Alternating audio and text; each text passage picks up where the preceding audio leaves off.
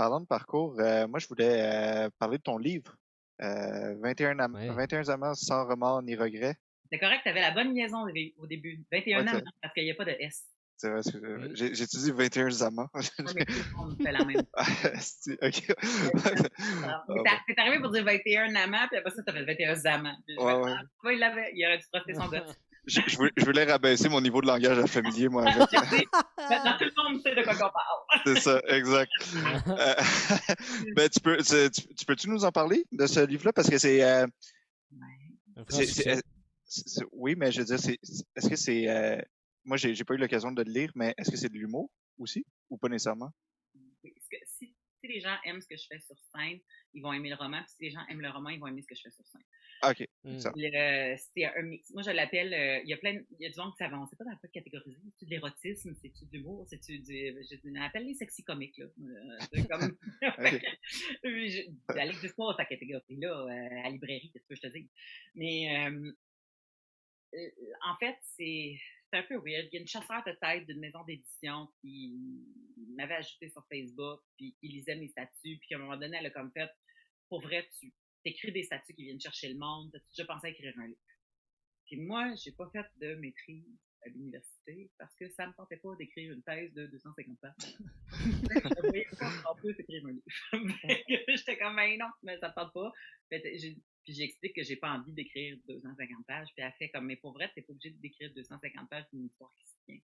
Elle dit, je m'en fous un peu le format que tu décides de faire.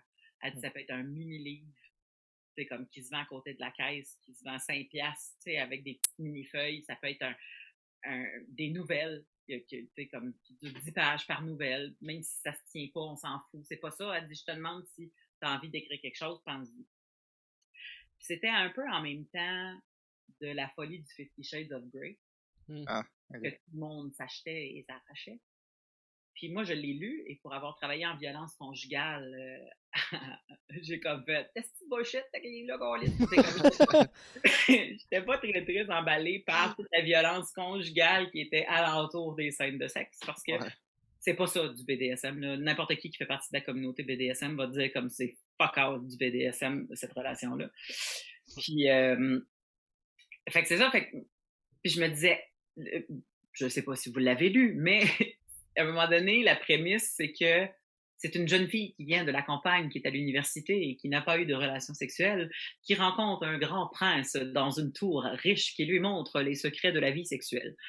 Fait que là, j'ai comme fait, ben voyons donc, sont en train de nous mettre Cendrillon hardcore encore, câlisse? Parce que c'est tout le temps ça. C'est tout le temps ça, les maudites histoires de sexe. C'est que la fille, elle connaît rien, le gars, il apprend la vie, puis là, elle l'aime. Tu sais.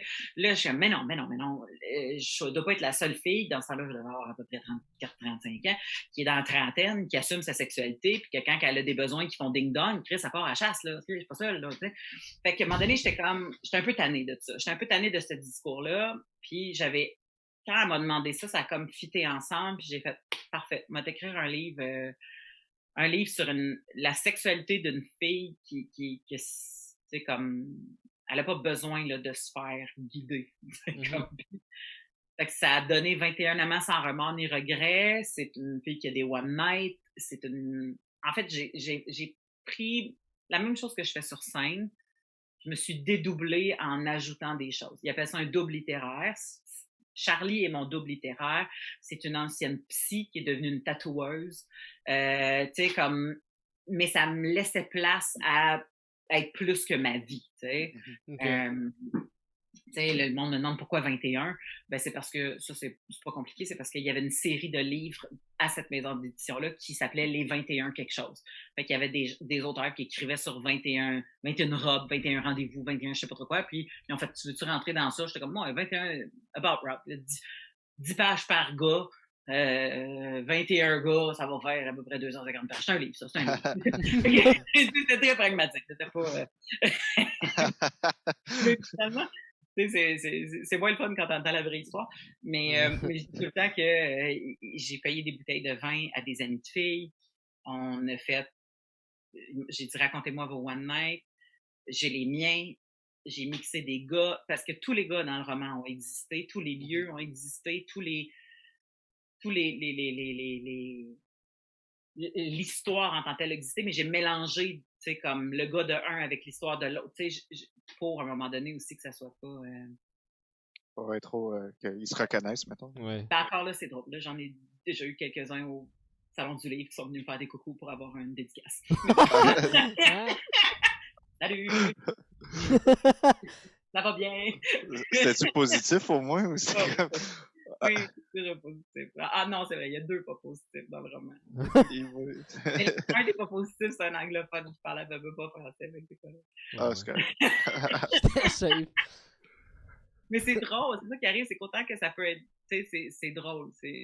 Le premier, c'est un flop, là. C'est un one night au camping, comme à sortir pour pas vomir. Tu comprends, c'est drôle. Ouais.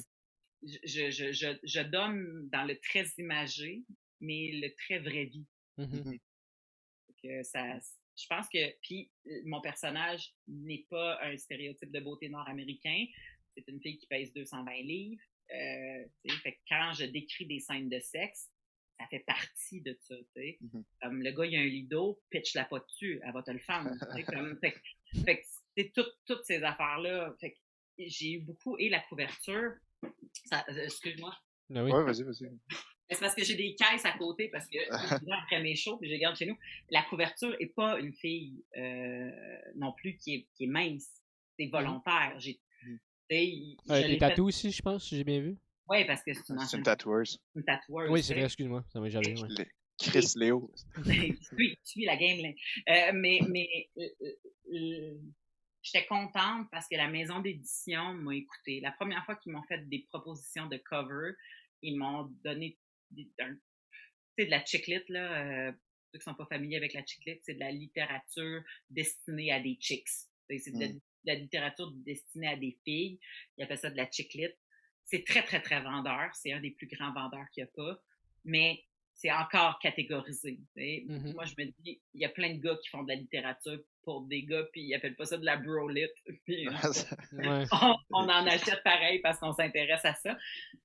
Fait que, et de la chick-lit, c'est souvent très... tu vas voir, là, tu sais, comme il y a une fille qui tient un martini avec des grandes jambes minces, ou, tu sais, comme très... Tu sais, ce qui se passe à Cuba reste à Cuba, tu sais, ces affaires-là. Là. Puis je sais que moi, je pourrais rentrer dans de la chick-lit, mais ils m'ont proposé toutes des petites couleurs de Pâques pour la couverture, puis j'étais comme, hey, non, en bleu, rose, en jaune bébé, tu vas me plonger ça, ça marchera pas, c'est pas mon personnage, ça marche pas, tu sais. Fait que finalement, ils ont full écouté ce que j'avais à dire. J'ai dit, pars de mes cheveux. Regarde, avant que j'aille la mèche de Marie Laberge. J'étais comme, pars de mes cheveux, vas-y avec... Ben, j'aime mieux dire Rogue, en fait. Je trouve ça plus nice. Ouais, mais bon. Je suis moins vieille en disant que c'est Rogue. Mais... puis, pars de mes cheveux, puis va avec ça. Puis, il l'a fait, puis elle était comme... À un moment donné, elle était comme... J'ai dit, puis il faut qu'elle soit... tu sais, 220 livres, là, tu sais, comme pense-y. Fait qu'il a fait, parfait, il est parti avec ça, mais il a fait du 220 livres juste de boules puis de cul. Puis là, j'étais comme, mais non, okay, ça tu peux pas juste y mettre le cul de la plus grosse, ça, non.